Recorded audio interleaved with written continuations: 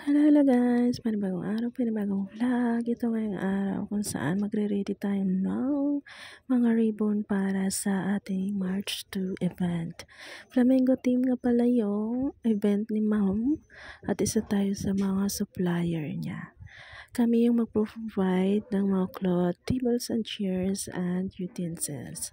Yung backdrop is no need na daw, kaya yun lang ang hindi namin i-provide. So, although wala ako sa ibang gamit, pero may supplier din talaga ako guys na alam kong maaasahan. Kaya, kumbaga nagiging organizer ako. Ganun.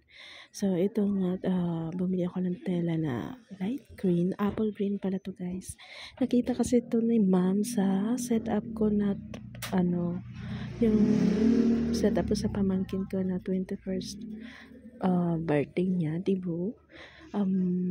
Pinakita niya yung tela na to na kulay, nakita niya doon sa page. Sabi niya ganun ang kulay na green, shade ng green na gusto niya. So, sinerge ko is apple green siya. Ganun. Medyo light, pastel, kumbaga. Tapos, ito nga, tinupi ko siya. Mahaba din pala ang ribbon, guys. Sinadya ko mahaba na kasi para pwede siya pang runner sa 6 feet na long table. So, ito nga, sa bawat tatlong yarda ng tela na yan, makagawa ako ng tatlo, 6 na ribbon. So, ayan, para may may line, may pattern ako sa paggugupitan. Hindi siya magiging sigsag yung paggupit natin. Tinupi-tupi ko siya. Parang pinalansya ko siya nitong stapler na malaki. Ayan. Paraan lang talaga guys, para mapagaan yung ating trabaho. Ginawa ko pala ito guys, 1 day before nag-set up ako ng Cinderella team. Kumbaga, pagkatapos ng Cinderella team ko, minamano-mano namin ni mama magtahi. Umabot ng 26 pieces yung mano-mano namin tinahi na ribbon guys. Imagine that, sa isang oras parang 2 yung magagawa ko, or pag hindi na disturbo, 3, ganun.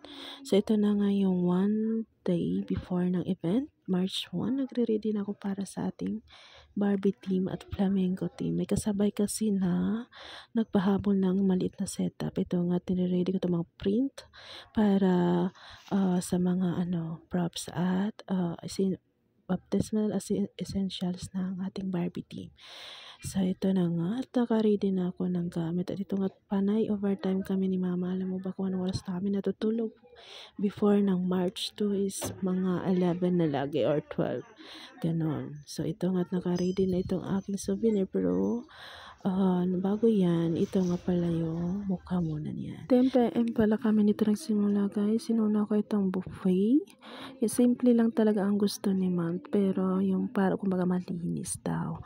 So ito nga, pinalagay niya itong mga anik-anik niya. Dito parang ito na nga yung aming lamesa. So instead na paisa-isa siya, dinugtong-dugtong na lang para magkasya sa 10. Mga 2:00 na nga kami nito nakauwi guys. Dapat buffet lang ang gagawin namin, pero ginawa na lang namin yung iba para hindi na kami maghahol kinabukasan. Kasi pista pa rin kinabukasan, bisperas ngayon, so matraffic na naman.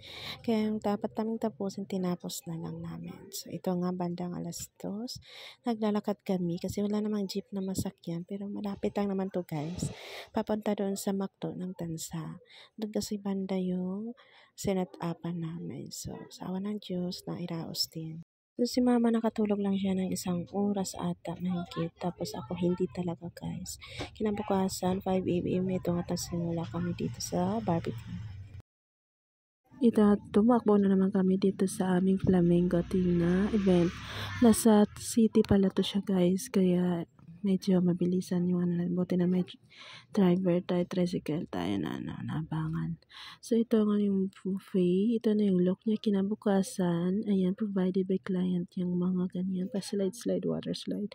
Ito nga pala mga kiddie area dito. So, ito na nga yung video kinirenta na sa atin. Tapos, ito yung backdrop gawa nila madam. So, sila lang po talaga niyan. So, ito na, natapos na kami. Si mama yung taga-plansa ng mga telang, alam mo yun, kunot-kunot pa. Hindi maano sa tingnan, kaya kailangan plansyahin. So, ito na nga lang guys. Yan yung tinahin nating ribbon na green. So, ito na nga guys, yung invitation ng ating Barbie team. 5 piraso na yung for 15 pesos each. Ito na yung ating kandila. Ito yung kanilang souvenir na napili. Tapos, ito na nga ang look ng ating backdrop. So, ayun lamang po. Maraming salamat.